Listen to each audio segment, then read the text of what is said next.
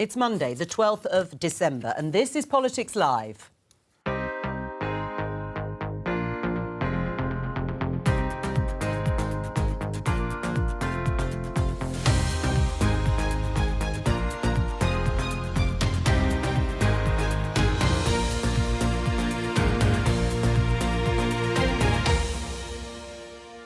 Joining me today, Conservative MP Tim Lawton, Labour's Zara Sultana, Alva Ray from Politico and Asa Bennett, a former advisor to Liz Truss. Today, nurses are about to go on strike, but the union reaches out.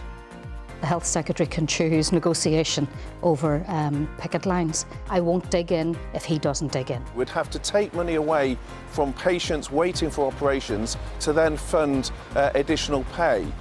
And it's not just nurses. Rail workers, postal workers and driving examiners are all going on strike this week. A nurse would have to work over 20,000 years in order to match the vast wealth of this Prime Minister. He's talking about Rishi Sunak's wealth and his background, an effective political strategy. I am determined to deliver. Thank you. And where did it all go wrong for Liz Truss?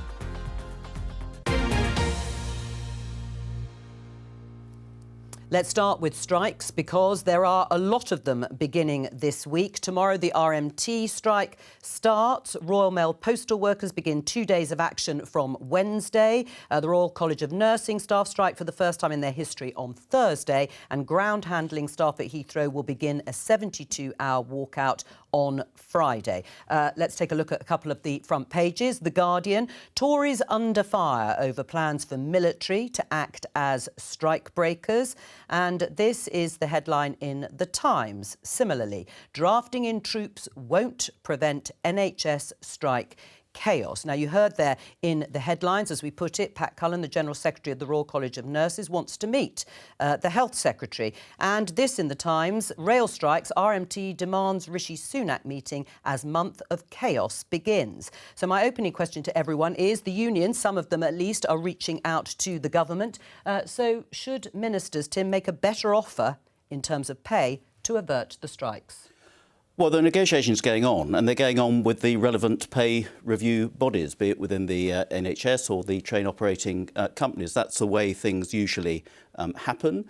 There are further negotiations which need to happen. I'm sure we can come to an agreement, but there are procedures and processes to go through. Ultimately, if it does require ministers to offer beer and sandwiches or whatever is required to break any stalemate, then that may be what is required. Well, do you not think we've reached that point, bearing in mind the list of strikes I've just read starting this week? Well, I hope not, because these strikes are not helping anybody. And the people they're penalising most of all are lower paid people who desperately rely on public services, public transport to get to work and to do their jobs. Everyone is having a hard time, not just in this country, across the world. The last thing that is going to help anybody is a series of strikes that's going to cost people further money on top of the extra prices. But you don't think that ministers, this is the point, ministers should intervene? They can intervene. You're right, traditionally it is between the employers and workers themselves after recommendations from pay review bodies. But the government could reject that and suggest and offer themselves to break the stalemate. You don't think we're at that point yet? Well, Mark Harper, the new Secretary of State for Transport, has already had discussions and offered a new, fresh approach. So I think we've opened up channels of communication, but it's up to the negotiating bodies who represent, in that case, the train operating companies, to actually do negotiations with the workers and with the unions. That is what is happening, and I hope that they can come to an agreement to avoid these really, really damaging strikes. Zara, would you like to see the government make a better pay offer to various workers to avert the strikes? Absolutely. No worker wants to go on strike. It's a really difficult decision. And when it comes to the RMT's negotiations, which were progressing quite well, the government inserted a clause that crossed a red line for driver-only operations, and that's why they are continuing their strike action. Similarly, the RCN said that they would suspend strikes if the government would come to the negotiation board with a reasonable offer. And again... And the reasonable offer being 5% above inflation, so probably take it to nearly 17%. I think the original offer from the unions, or the demand from the unions, was 19%. The front bench of Labour have rejected that. Well, nurses have seen their wages slashed over the past 12 years. Nurses' wages now are 20% less than what they were in 2010 in real terms. And these are the people that keep our NHS running. We clap for them, Tim clapped for them, I'm sure everyone on this panel clapped for them during the course of the pandemic. And now they're saying that they need wages to address the cost of living, and they're going to food banks. I hear it in my constituency all the time, and it's time that we actually pay them what they deserve. Should the government, Alva, make a better offer at this point to avert the strikes?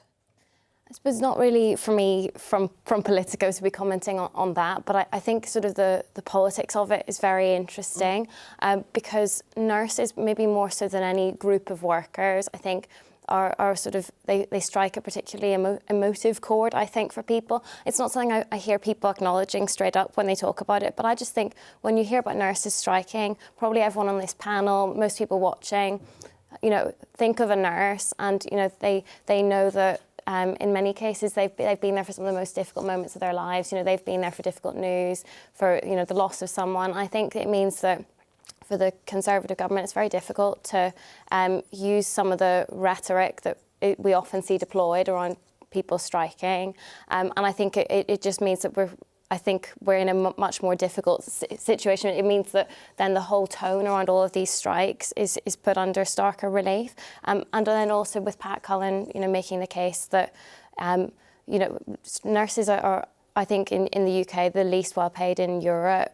And I think when everyone thinks about nurses in particular in that way, it's... I think it's just very difficult. Do you agree with that, Asa? Do you think the government's making a miscalculation, listening to what Tim was saying in terms of whose side the public will be on, that perhaps they're relying on the fact that voters might actually, in the end, not support some of these strikes, partly for the reasons that Alva has said, but also because of the inconvenience that will be brought upon them over Christmas? So, look, when you see the prices are going up in shops after COVID and Putin's war, it's understandable there'll be unions who be wanting to fight for better deals for their workers. But then when you look at the numbers, effectively 17% pay rises being demanded. That is more than you're getting often in the private sector. And the government has made clear that to try and effectively grant all these checks to people would, add lots of cost on families up and down the country, particularly when they're not all going to get the same sort of deals. So this is why effectively they have to have a sort of carrot and stick approach, trying to engage in the negotiations, but also being ready with sort of fallback options. So take the transport unions. There's obviously a lot of chatter about minimum service level legislation. Yeah, well, it hasn't appeared, has it? I think it's been introduced, but it needs to be sort of pushed through the next few stages. And so what Rishi Sunak seems to have done is he's tried to take the reasonable approach at first, saying, just please listen and let's compromise. And then now he's dusting off and he's taking the gloves off. Will they put a better offer on the table, do you think, the government? I'm not one to preempt that. Let's have a look at this in the Daily Telegraph. Labour vows war on hostile health unions. You may have seen over the weekend, Wes Streeting, the Shadow Health Secretary, says NHS must reform or die as country braces for wave of strikes. What did you think of that interview that Wes Streeting gave over the BMA, particularly, Zara? Well, it won't surprise anyone that me and Wes come from different wings of the party and that I don't agree with what Wes is saying here. For me, the Labour Party's trade union link is of utmost importance. And in this moment in time, trade unions are that fight against the government and the cost of living crisis. They're fighting for their members. Unions aren't these, weird bodies that are just acting unilaterally. They are democratic institutions and they're acting in the interests of their members. What do you think about the reform or die in terms of the NHS? It's not the language I would use. I think the NHS needs serious investment. Over the past 12 years, it has been pushed beyond our imagination. It's on its knees. I know of constituents who have waited long hours in A&E. Ambulance waiting times are a real concern as well. Mental health waiting lists. So we need serious investment here and to look at the issues, but I don't think that language helps. What about, though, Wes Streeting actually calling on the BMA, picking a fight, if you like, with the BMA, as one of your former colleagues, Sam Tarry, has said? Is he wrong to do that? In this moment in time, the fight is clear. It's in support of workers against inflation that is sky high, mortgages that have increased, fuel prices, food prices, and that's where we need to target our focus. What do you make of the strategy here by Wes Streeting, taking a tough line here with the BMA? Yeah, I think it's just very interesting. I mean, I'm also just very fascinated as someone who loves following Labour politics, and by the, as Zara put it, the big differences between her and Wes, because you can see the problem there that this is the historical political wing of organised Labour in this country. But I think that the strategy is maybe to put a bit of distance there. That we've heard from Keir Starmer and Rachel Reeves, that whole front bench, time and time again, that they want to be seen as a government in waiting. So they won't necessarily be on the union side in these sorts of discussions. They want to be seen as the arbiters, sort of working in between the employers and the union. So I think that Wes Streeting seems quite comfortable leaning into that. I would say that if anything, the Labour's quite preoccupied with hammering home not Zara or people on the left of the party, but I think in general they just want to be seen as a party ready for government. But isn't it also that Wes will know the BMA are going to be voting on, I think, junior doctor strikes in January, and so it perhaps helps to have a really loud and large bust-up with the BMA on this, because they know that if the Tories can pigeonhole Labour as just the union's puppets, then that's rather sort of poisonous in the eyes of the voters. Then they think that they're not really on the side of, working people, the general public at large. They're on the side of the strikers, not the strivers, etc. So I think it's rather savvy positioning. And I also think that Wes Streeting has a really it sounds a bit cynical to say this, but has a real advantage talking about this because of his recent health experiences with the NHS. So, he was waiting for cancer, wasn't he? Follow up. Yeah, so he's been treated for cancer and has spoken about his gratitude to all the people who helped him. But now he's very well placed to say, but I haven't had my follow-up appointments. And so, as a Shadow Health Secretary, he's very able to make these arguments. Yes, I mean, he's on the side of the patients, Tim. As we all need to be. And I have to say, I do have a criticism of the BMA. I think that many doctors in particular have been badly led. They've become very politicised, some of these unions, and certainly holding out now for big pay increases for well-paid senior doctors as well will not go down well with the public. What about the issue of recruitment? Because there are a shortage, both of nurses and doctors. And it's interesting, just about every problem within the National Health Service, we've had problems in the National Health Service for years and years and years. It's a fantastic service, but always needs more money, and we always need it to do more. You can trace all those problems back usually to failure to recruit sufficient professionals within the health service, and we're seeing the consequences of that again now, as we did 10 years ago, 20 years ago. Everyone, I think, wants to see the nurses paid better. Above all of those people holding out, well, I think the nurses gain the most sympathy. Well, on that then, perhaps you won't be very sympathetic to this that has obviously come out of the briefing to journalists from Number 10. John Stevens, political editor of The Mirror. Health Secretary Steve Barclay will not accept the union's offer to call off NHS strikes and sit down for talks on pay, says Number 10. Is that wrong? Well, as I said earlier, it's up to the NHS to be negotiating with the nurses over this. We want to see them have a good pay rise. They got well above average of public services last year in their pay rise. Every nurse is getting extra this year, but 19.5%, I'm afraid, is just not realistic. Right, well, that may be the case, but it is the government's decision in the end in terms of pay and pay rises. The Daily Telegraph, we're going to move on and talk about this story. Jeremy Hunt faces Tory rebellion over £7 billion of government spending on woke projects. MPs write to Chancellor to demand that ministers cut spending on equality and diversity measures in order to reduce taxes. You're one of those who signed the letter to the Chancellor, Tim. Why? At a time when we desperately need all the public expenditure to be spent on things that really make a difference to people's lives, be it in the NHS, be it on transport, be it on teachers, and at a time when taxes are historically at a very high level, we are spending £427 million on equality, diversity and inclusiveness staff, some of whom I'm sure are doing a good job. But the rest of them, are they really essential? Are they really a priority when we need more nurses, more teachers, more train drivers or whatever? That's what we are questioning. And is the taxpayer getting value for money? And if you look at some of the schemes that we are paying for in the police, in the fire service, in the Arts Council, £500 million spent by HS2. Do you not want to encourage diversity and inclusion? Yeah, I do, but I don't want to spend £427 million of the taxpayers' money, 10,000 people across public services involved in the. All right. Over a million days. Well, we'll come on to some of the be the detail, but priority. I hear you. What do you say in response? It just looks like classic Tory divide and conquer. Let's not deal with the fact that racism and discrimination do exist in the public sector as well as the rest of society. And especially with the recent report from the London Fire Brigade, Charing Cross Met Police investigation, where there are serious issues, we see the Conservatives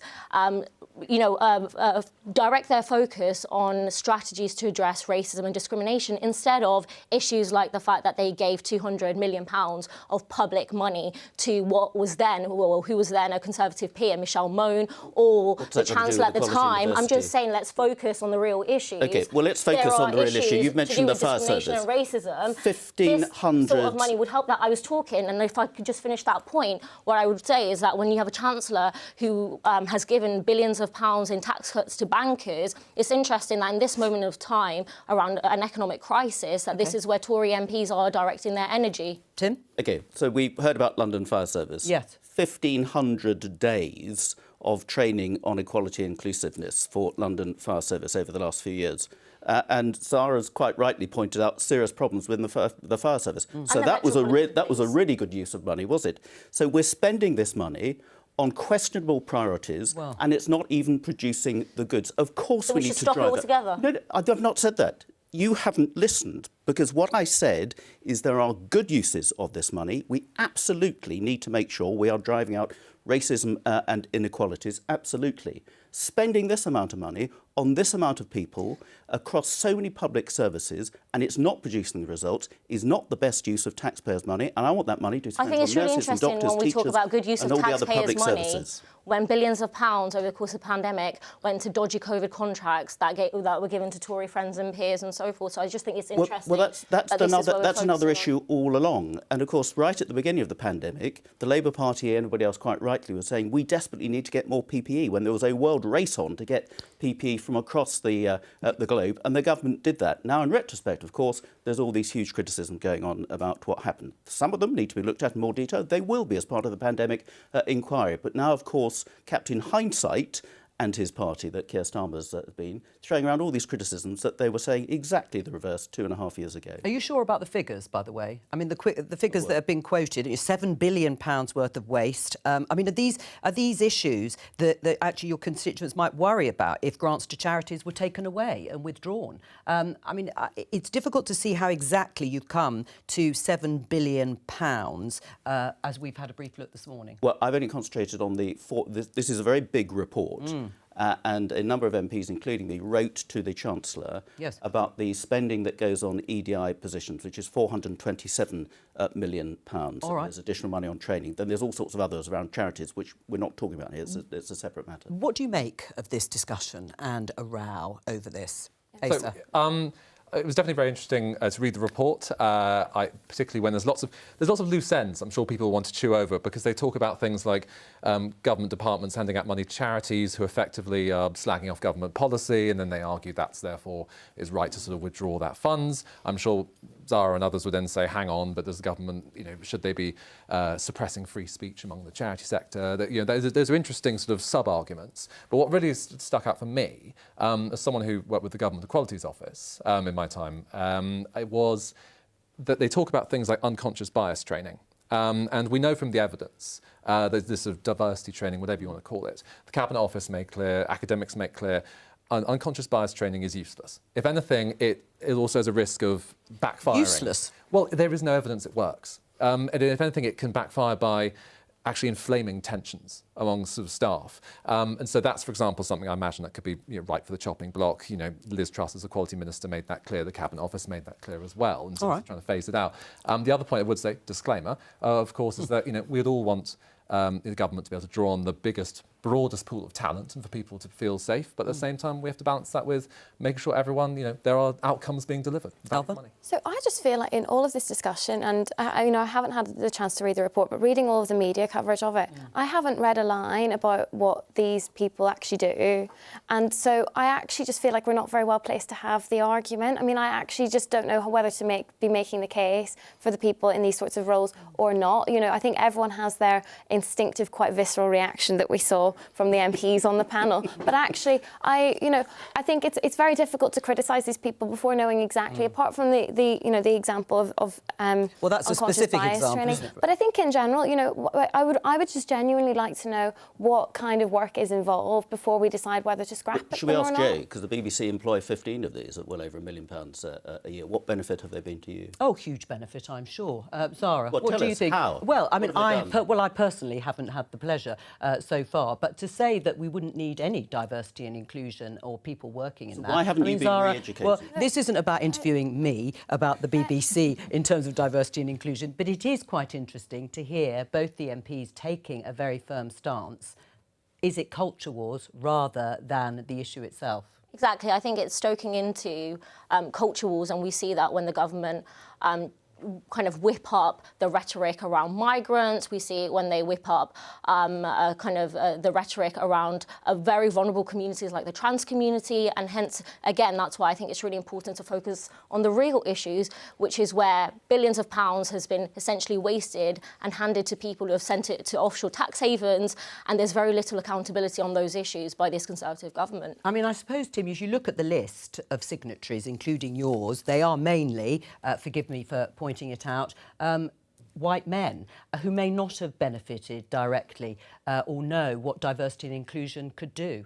I haven't actually seen the full list, but I've got them heard here. a lot of support from my colleagues who don't fit into that stereotype. But I mean, the Arts Council has got a programme in, I think it's called Unlearning Whiteness. We've got the Criminal Prosecution Service is spending a fortune on. The Warwickshire County Council has spent a fortune on African drumming sessions. Well, there is a serious problem we need to address. Spending this amount of money is not the best way of addressing it, and the evidence is not there. This isn't about culture wars. It's about how, particularly at this time when money is tight, we can best be spending taxpayers' money on the services we desperately need for all of our constituents. The organisations you mentioned, of course, aren't here to defend themselves, although the Arts Council has questioned the amount of money that's cited in the report and also questioned the language that has been used that you quoted from. We're going, yes, very briefly. I mean, it is definitely culture wars. Whatever you think about it, either way, definitely this is terrain that lots of Conservative MPs like Tim feel a bit more comfortable on. Like, the Conservatives aren't polling terribly well at the moment,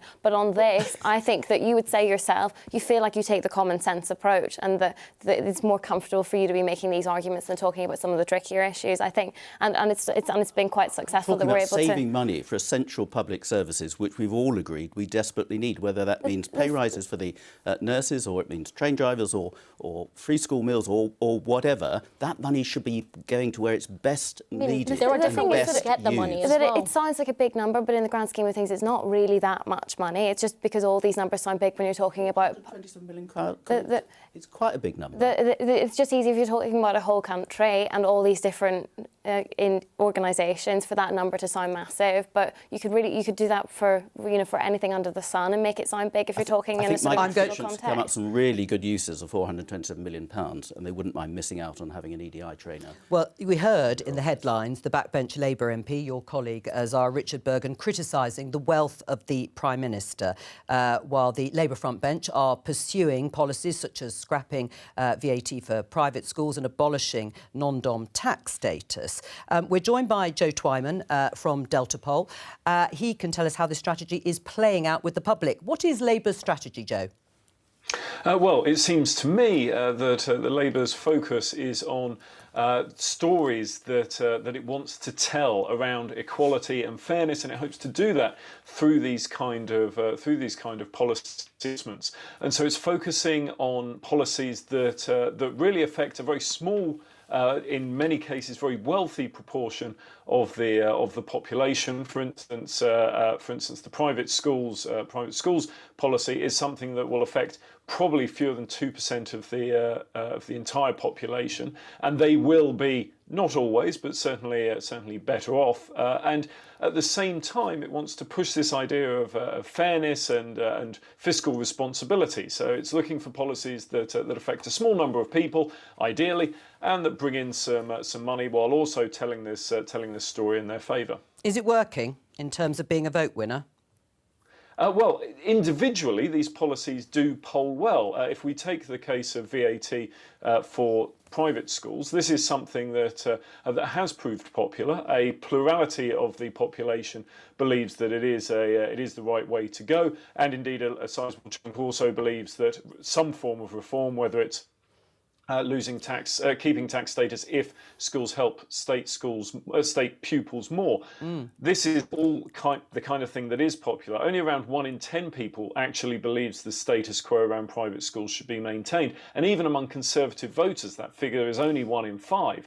So yes, it is popular, and if you look at the broad picture, Labour is maintaining a strong lead ahead of the Conservatives. Now, of course, there's a lot going on there, and a lot of that will be the fact that the Conservatives are not doing well and Labour are benefiting from that. But certainly at the moment, these policies do appear to be resonating. So people say that they care more about the sort of tax status or the charitable status given to private schools than they do about bigger issues like the NHS. No, that's not what I'm saying. I'm saying that when you test the individual policies, they perform well. But there's a huge world of difference between that and actually relative performance against other policies. There's no doubt that at the moment the cost of living is very much the only game in town for many people, and with more than 75% of people saying it's among the most important issues facing the country. And so that's important. But as is the economy, taxation, the NHS, education, all of these are immigration as well. All of these are important subjects, and very few people are saying, I'm going to vote based on the taxation policy of the respective parties when it comes to private schools. All right. But instead, those policies over time can help to inform, as I say, a story about the party, whether it's one of fairness and competence or ineffectiveness and failure, that will help drive people's vote in one way or another. Zara, are these policies designed to single out the Prime Minister, Rishi Sunak, for his wealth and his background? These policies highlight how society is rigged in the interest of the powerful and the wealthiest. Why do we have tax breaks that the wealthiest in our society can benefit from and pay lower taxes than the rest of us? That's the non-dom status. Why do we have a policy in place that allows wealthy families to get tax breaks to send their kids to elite private schools? That's the tax exemption for private schools. And I think people are seeing just how grossly unfair this is. And the Prime Minister himself embodies both of these policies very well. His family benefited from the non-dom status. He went to a private school and made a donation of £100,000 to that private school. So it is about singling him out, so as you say, the embodiment. He's the wealthiest Prime Minister to ever set foot in the chamber, and he has pushed through policies that represent that background as well and those interests. So if he kept the £20 universal credit uplift, you could say, he's put policies that help the most poorest in our society, the most vulnerable, but he hasn't. He's scrapped the universal credit uplift. Free school meals is not a policy that they have extended to all primary school kids, which is something that I'm personally backing. There are all of these things that the Conservatives could do, led by the Prime Minister, and they don't. I mean, how does the government and the party square telling the public that there isn't enough money for a pay rise of 17 to 19% for nurses, and yet the sorts of policies that Labour is campaigning on, getting rid of the charitable status of private schools and non-dom status, that actually they're still in favour of those? It's very divisive politics, this, and actually the figures don't add up. There are two reasons you have taxes. The first reason is to raise money for the public good to spend on public services. That's why I support taxation. The second reason, which is what Zara, I'm afraid, the Labour Party increasingly are leaping on, is to penalise those people who have more money.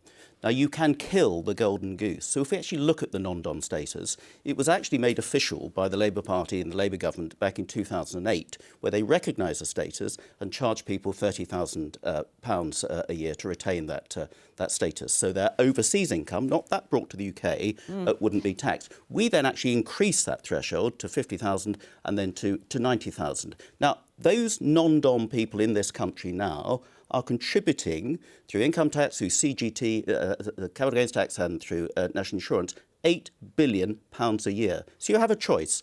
Either you can completely penalise them so that many of them would move away from the UK because they're very mobile and that £8 billion disappears, or you can recognise that people have a certain status. We want to encourage entrepreneurs. People are going to pay tax and put money into the economy over here, and public services can benefit from that. Zara? What would end up happening is we would have less money for public services because we frighten them all away and they'll go to somebody else and another country's economy will benefit from them. That is crazy. Zara? I think when we have a situation where people can benefit from lower taxes that the ordinary person can't, I think that shows that we have a grossly unfair system that is benefiting very wealthy people. And I think when you've got a cost of living crisis and we're talking about where money could be better spent, we could raise 3.2 billion from getting rid of the non-dom status. We could raise 1.7 billion by getting rid of the VAT exemption on private schools. All of that money can go to the NHS. Yeah, fine. I mean, you can disagree in terms of the figures that might be raised or might not be raised, but is the strategy actually working? We've just heard from Jo Coburn. It's popular with people. It may not raise that much money. It may not be the biggest issue, but it is popular. Yeah, it's good politics, but bad policy. And so obviously not going to go into the policies and why there's Labour are, 20 points ahead. No, of course. But the thing is, let's go back to the fundamentals of this as on polling. I think it's been said that the voters will decide on competence, on the core bread and butter issues. We know from previous elections that, let's say, Jeremy Corbyn, when he put his platform to the people, when voters were looking at it in a blind survey, in other words, not having any idea who was proposing, renationalising the railways and all the rest of it, they would say, brilliant, this all looks great. They tended to like the policies. When they realised you turned over the card and it was Jeremy Corbyn who would be Prime Minister enacting all this stuff, they thought twice. And so this is why, at the end of the day, you're going to be thinking about the economy, cost of living, and I wouldn't say so much this at the election day. So actually, hilariously, on the tax exemption for private schools, that wasn't some sort of Labour strategy as far as my understanding goes. That was actually probably number 10 that thought that was a wedge issue. The Daily Mail ran front pages on that. Well, Michael Gove was in favour of it. Michael Gove was in favour of it a few years ago, but I think it did genuinely at first catch Labour by surprise. And then they looked at the polling. I think a plurality of the public do actually support it as a policy. And then they decided to lean into it, and Rishi Sunak, I think, found himself on the back foot on the issue, Prime Minister's questions. But that's really not some sort of big, genius Labour strategy. I think the wider stuff is, but that was actually just a policy that was in the manifesto, and I think that the Daily Mail thought they could kind of cause a bit of a ruckus around. It didn't really work at all. Right. I mean, you recently featured in a video, Zara, in which you said Rishi Sunak was totally unfit to be Prime Minister because he went to private school and Oxford University and was a banker before becoming a politician. Why do those things make you unfit to be Prime Minister? It makes him completely out of touch, and we see that in the policies that he has supported as an MP, as Chancellor, and now as Prime Minister. And it's no surprise that the Conservative government is not going to push forward on these policies when the cabinet itself is overwhelmingly privately educated and the party is funded by 1/3 of billionaires in the country. It makes it doesn't surprise anyone that they're not going to go forward on these. But being out of touch is one thing. Being unfit is quite another. Does it actually disqualify someone like Rishi Sunak?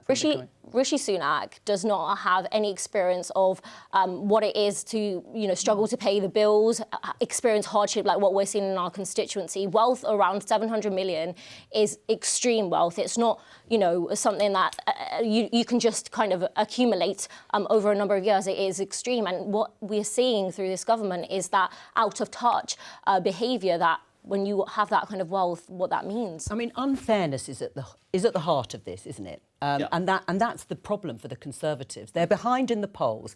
These are issues that are working well with the public, and the out-of-touch label is beginning to stick. Yeah, but Zara calling a lot of quite talented people unfit simply because they don't fit into her mould is hugely divisive and a huge writing off of a lot of talent. We need to have more fairness in society, absolutely. So in education, one way you do that is not to try and bring down those educational establishments that are achieving well, it's to take everybody up. Now that's why, in the last years of Conservative government, the PISA ratings for UK schools on literacy and numeracy have gone up 9 points, unprecedented. We've now got over 90% of schools in this country are rated good or excellent. We need schools to be doing even better so that people will look at local schools and say, actually, my local comprehensive school, the sort that I went to or whatever, or academy, whatever it may be, actually doing a really good job. I don't think I need, for whatever reason, to send my child to that private school. That's what we believe in levelling up. But this constant class war, harking back to the class war we've had in the 70s and 80s, that if somebody's doing well, then if they've got money or they just happen to have a background, their parents happen to send them to a school, then actually they don't deserve it and we need to drag them down. Well, Zara? It's how policy is maintaining that inequality we see in society.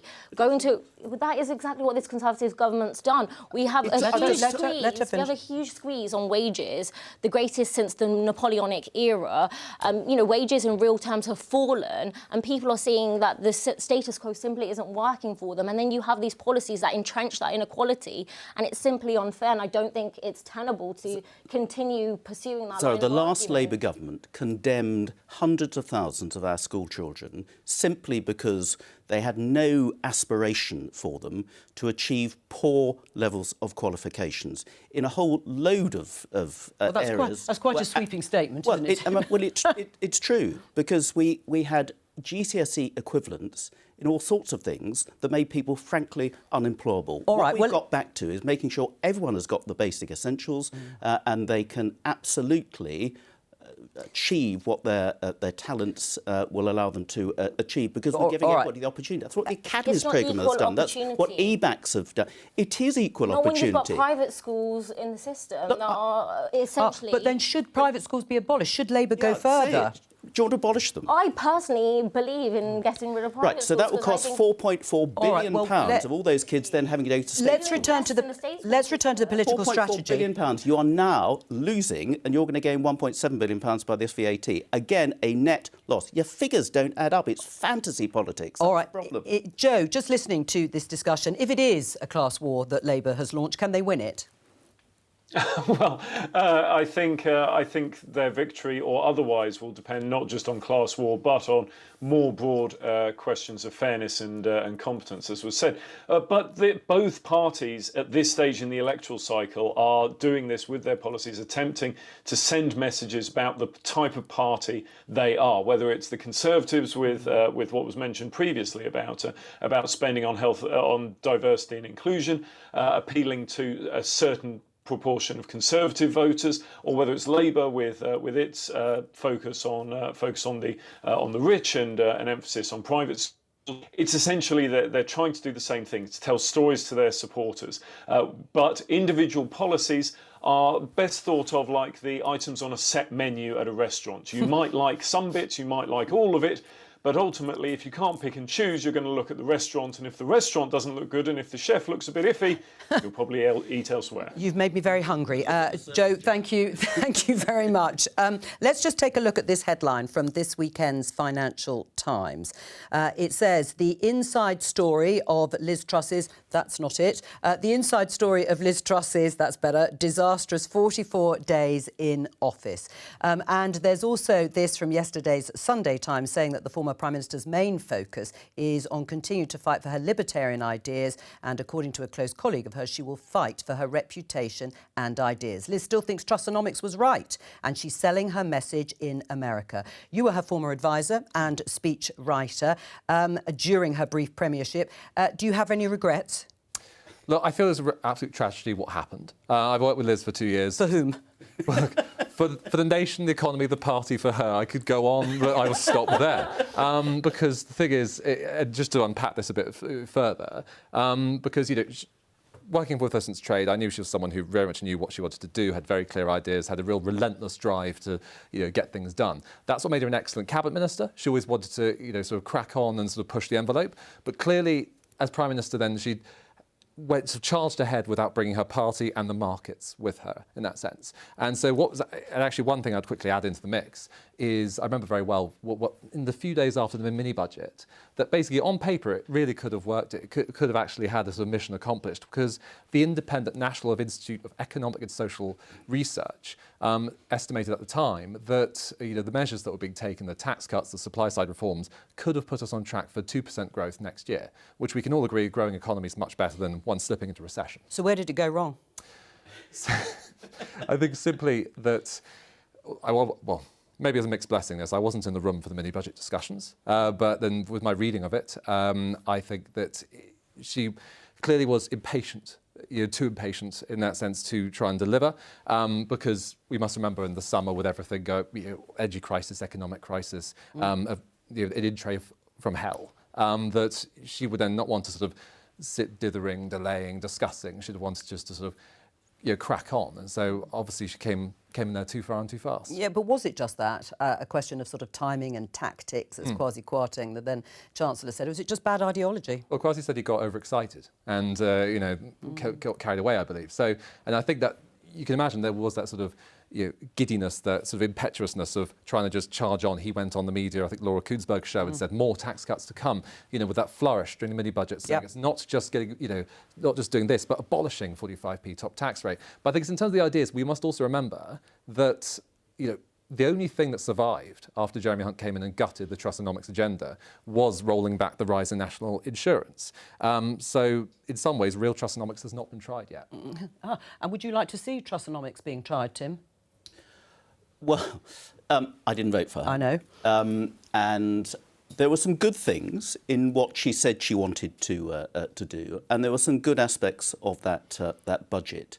But the timing and the presentation were really bad, and she didn't roll the pitch. And the trouble is, you cannot come up with a radical set of economic reforms, particularly at the current time when the world economy is in a very fragile state, without actually having cleared it with the markets who actually make a difference. And the markets absolutely took fright because they thought that the figures didn't add up. And that's when it all started unravelling. At another time, with more preparation, with better work and making sure that the figures balanced, a more ambitious agenda, which is all about growth, and it was all about bringing back tax, because tax is too high, might have been successful. It was badly timed, not properly thought through, and that was the real problem. Is that the real explanation, or was the ideology bad?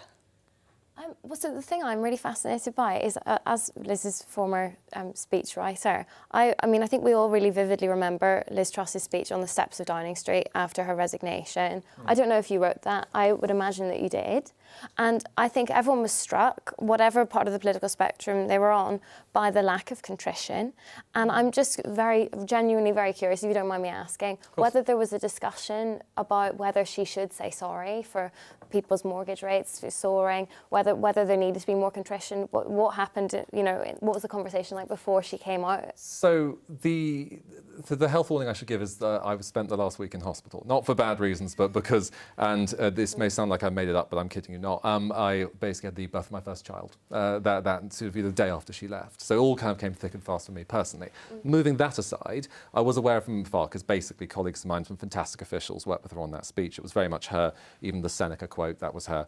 And so I think it comes down to this belief that the ideas were right, the mission was right, growth is the thing we should all be wanting, and what the economy really needs. And so, yes, the tax cuts, clearly were the thing that tipped things over, but there still is the case for supply-side reform. I think it's too slow to build. But the apology, I think, is what... She really didn't feel sorry.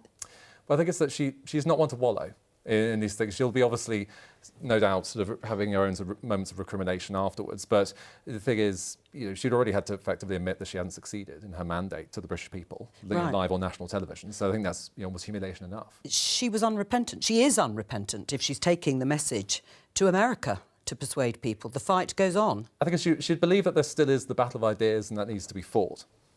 Zara?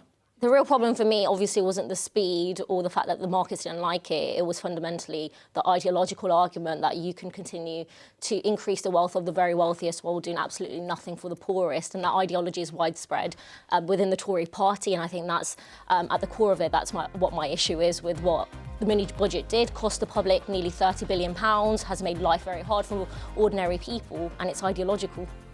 That's all we have time for. Thank you to all of my guests today. Sorry, Tim. I will be back tomorrow with more Politics Live at 12:15 here on BBC Two and the BBC iPlayer. Bye-bye.